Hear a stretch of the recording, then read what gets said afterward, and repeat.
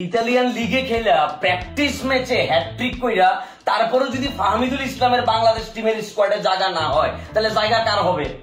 ইতালির সিরিজে খেলা প্রবাসী ফুটবলার ফাহমিদুল ইসলাম ভারত ম্যাচের প্রাথমিক দলে ডাক পেয়েছিলেন।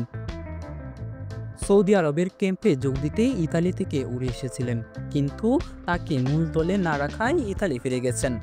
ফাহমিদুলকে বাদ দেওয়ায় বাংলাদেশ ফুটবলের ভক্তরা নাখোশ হয়েছেন। কোনো কথা হবে না, সিন্ডিকেটের গুল্লি মারি 1 2 3 4 সিন্ডিকেটের বাংলাদেশ ফুটবল সিন্ডিকেটের মাধ্যমে চলে এবং সিন্ডিকেটের কারণে 18 বছর বয়সী প্রতিভাবান এই ফুটবলারকে বাদ দেওয়া হয়েছে এমন অভিযোগ তাদের।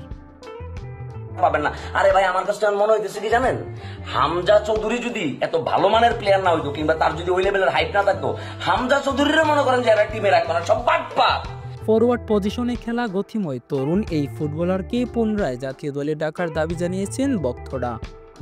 বাংলাদেশ ফুটবলকে সিন্ডিকেট মুক্ত করতে ও ফাহমিদুলকে দলে ফেরানোর দাবি নিয়ে মঙ্গলবার রাজধানীর মতিঝিলের বাফুফে ভবনের সামনেই বিক্ষোভ করেন কিছু ভক্ত।